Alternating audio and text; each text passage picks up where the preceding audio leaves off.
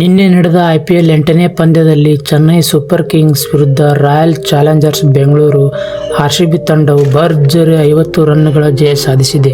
ಇದು IPLನಲ್ಲಿ RCB ಪಡೆಗೆ ದೊಡ್ಡ ಕ್ಷಣವಾಗಿದ್ದು, ಏಕೆಂದರೆ 17 ವರ್ಷಗಳ ಬಳಿಕ ಚೆಪಾಕ್ ಸ್ಟೇಡಿಯಂನಲ್ಲಿ CSK ಪಡೆಗೆ ಕಠಿಣವಾಗಿ ಸೋಲಿಸಲಾಗಿದೆ. RCB ಟಾಸ್ ಸೋತು ಮೊದಲು ಬ್ಯಾಟಿಂಗ್ ಮಾಡಿದ RCBಯ ತಂಡ 20 ಓವರ್ಗಳಲ್ಲಿ 196 ರನ್ಗಳನ್ನು ಗಳಿಸುತ್ತಾರೆ.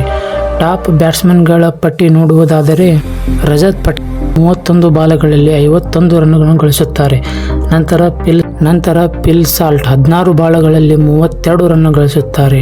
ನಂತರ ದೇವದತ್ ಪಡಿಕ್ಕಲ್ ಸಹ 14 ಬಾಲ್ಗಳಲ್ಲಿ 27 ರನ್ ಗಳಿಸುತ್ತಾರೆ.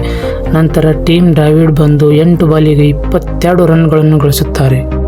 CSK ಟೀಮ್ ಪರ ಉತ್ತಮ ಬೌಲಿಂಗ್ ಪ್ರದರ್ಶನ ನೀಡಿದವರು ನೋಡುವುದಾದರೆ ಫಸ್ಟಿಗೆ ನೂರ್ ಅಹ್ಮದ್ 3 ವಿಕೆಟ್ಗಳನ್ನು ನಂತರ ಪತಿರಾಣ 2 ವಿಕೆಟ್ಗಳನ್ನು ತೆಗೆಯುತ್ತಾರೆ.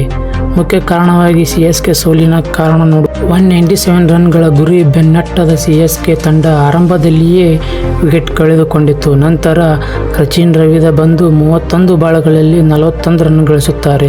ನಂತರ ಶಿವಮ್ ಡುಬೆ ಸಹ 15 ಬಾಲ್ಗಳಲ್ಲಿ 19 ರನ್ ಗಳಿಸುತ್ತಾರೆ. ನಂತರ MS ಧೋನಿ ಬಂದು 16 ಬಾಲ್ಗಳಲ್ಲಿ 30 ರನ್ನನ್ನು ಹೊಡೆಯುತ್ತಾರೆ.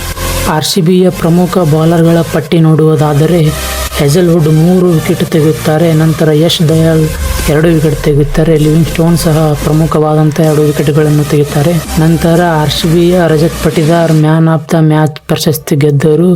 ಹೆಜಲ್ವುಡ್ ಸಹ ಪವರ್ ಪ್ಲೇನಲ್ಲಿ ಮತ್ತು ಡೆತ್ ಓವರ್ನಲ್ಲಿ ಭರ್ಜರಿ ಬೌಲಿಂಗ್ ಪ್ರದರ್ಶಿಸುತ್ತಾರೆ.